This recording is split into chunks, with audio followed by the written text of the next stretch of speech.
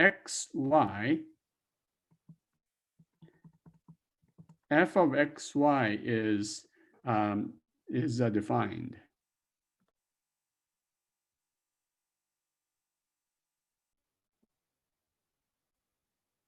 Okay, so assuming that at each point, f of xy is the density of this, this material that is making up this lamina, right? So then what happens if you take the double integral over r of f of dA? Okay, now again, not surprisingly, you just get the total mass, okay? Because what happens is you're just adding up all of these tiny pieces, tiny points. And of course, technically speaking, what you're doing is subdividing this lamina into a bunch of smaller pieces and have one point xy representing the density function. You find that the mass of each piece and then you add them up. That's the idea of a Riemann sum. All right, so in the same way, if you have a solid, okay, let's say E and every point xyz, including all the interior point, is associated with a density f of xyz, right? So some parts are heavier than others, right? Then the triple integral over the solid E of f dv is going to represent the mass, right? So you're having tiny pieces. Just imagine dividing this rock into a bunch of smaller pieces. And so each of them is represented by a point in that small piece. And the density is going to represent the density of that piece. And then you add up all the masses of all those pieces and you get this total mass, right? So this actually does make sense if you think of the mass as the definition, or think of mass as being represented by the definite integral, right? So this actually does make sense in light of the density and the mass of a three-dimensional object. There are many other applications of this which you will be seeing, but this kind of gives you an understanding of what this triple integral means. All right, so as I said before, what we will do is you take this mass, solid E, right?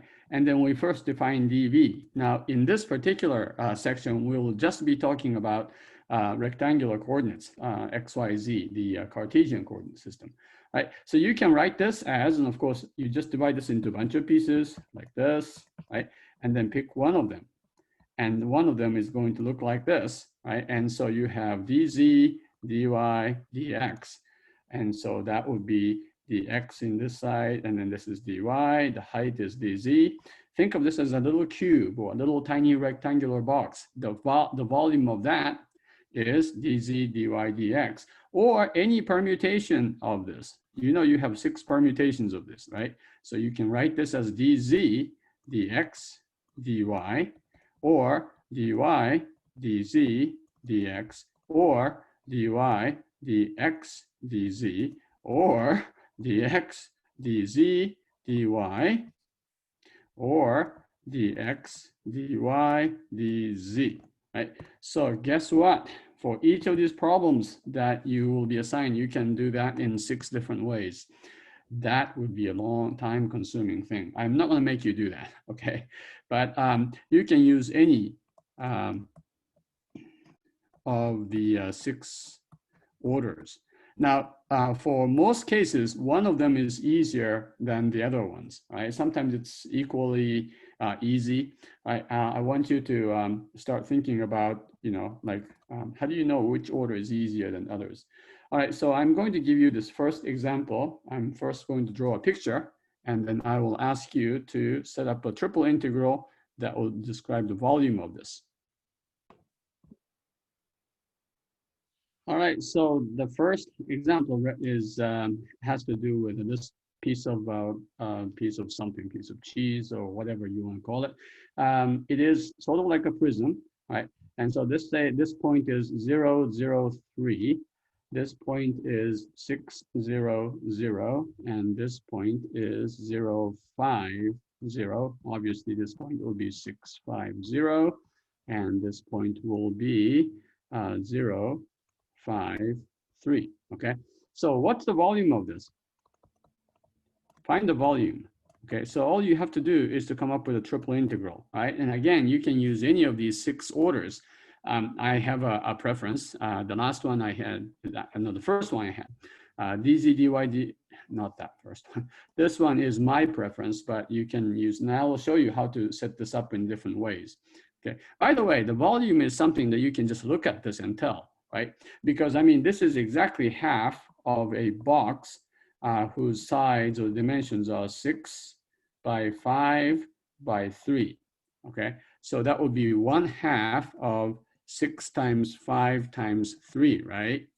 And so that would be 30, it's 90, half of 90 is 45. You already know the answer to this question from your elementary geometry class or high school geometry class or whatever, middle school maybe.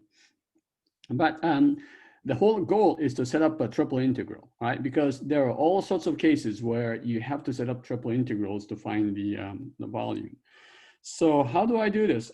If you decide, okay, to do this in this order, dz, dy, dx, like I said, I will be using some other, maybe 2 other orders here in just a few minutes. But if you decide to do this in dz, dy, dx order, okay, here's what you start with. Remember how I have mentioned how to do this? I would go from the outside thing. The most outside or the outermost variable is x. So we first ask, what does x range from and to? Okay, so x ranges from this point to this point, right? So you can tell that x, and by the way, you can't have any variables at this point because these are the outermost integrals, right? And so we're looking for these values here, these values. Right, so it's 0 to 6. That will cover the entire solid E. And then y, for each x we cover, or each x we pick, y goes from, right, let's go ahead and do this. Let's pick this point x here, right? Then y goes from this point all the way to this point. And it's always the same, no matter what, right? No matter what x is, y goes from 0 to 5. So that's an easy case. And of course, this represents the rectangular area, 5 by 6 rectangular area, if you looked at this solid from the top. All right, and then the tricky part is z. Now we pick, let's see, if I pick x at the beginning, let's say I pick some random x over here, right? Then the cross section of this solid with that particular x is this rectangle, the blue rectangle I just drew, okay? And then you pick a particular y, anything from 0 to 5. Let's say here's the y I picked. So now I have picked a particular x and particular y. Then for this x, y, z goes from this point to this point, okay? And now the visualization is very important, okay? You need to be able to sketch and visualize in order to figure out what these bounds are. So for this x and for this y you picked, right? Z goes from 0 to, right, 0 because it's always starting at this bottom, the floor, which is the xy plane, to until you touch this plane, right? So now we have to know the equation of this plane because the height right here, the height of this plane depends on y, right? Or x, one of those things, right? So then try to look at this from over this side, right? So I don't know if you can see this. Here's a smile, right? You're looking at this. Oops, that's an object. You're looking at this from this angle here. And what you see from the left-hand side of this is this picture. I hope it makes sense, right? As you go in the x direction and the z direction, this is what you're seeing this is the side view of this block, okay? And this point is 3, this point is 6. Okay, you need to be able to do this, right? In order to find all these little numbers here. And this is the hardest part of this chapter, which is to look at all of these and evaluate all of these bounds for integration. Okay, so going back there, if you pick a particular point x, y, z goes from this point 0 to until it hits this line, right? Well, this is the line from the side because, of course, you have what you have is a plane. What is this equation? What's the equation of this line? Well, z is a function of x. And you can see that the slope is -1/2 and the y-intercept is 3. You see that? I mean, the z-intercept is 3. That's why when x is 6, z will be 0. That's this point. Okay, so z goes from 0 to, yeah, negative 1/2 x plus 3. Now we have all the ingredients we need to mix this up and make this delicious food or the soup called the triple integral. All right, so x goes from 0 to 6, y goes from 0 to 5, and then z goes from 0 to negative 1/2 x plus 3. And of course, there is no integrand except 1. And then you have dz, dy, dx. All right, let's make sure you get 45, which we know to be the answer to this question. The first integral is just z, going from 0 to negative 1/2 x plus 3, dy, dz, dx. And of course, this is simply the integral from 0 to 4 and the integral from 0 to 5 of negative 1/2 x plus 3 dy dx.